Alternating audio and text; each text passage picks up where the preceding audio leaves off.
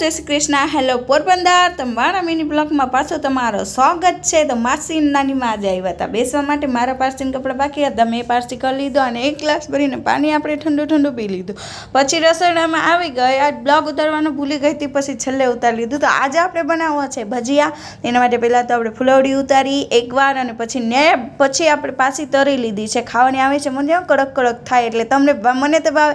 તમને ભાવે છે કે નહીં મને કમેન્ટમાં લખીને કહેજો।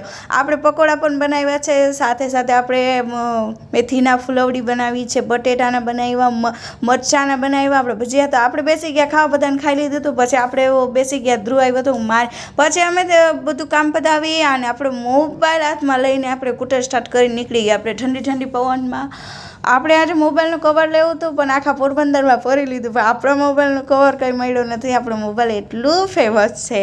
અને પછી થાકીને આવી ગયા આપણે એસએસસીના ગેટે બેસવા। આ અમારે રોજનું છે।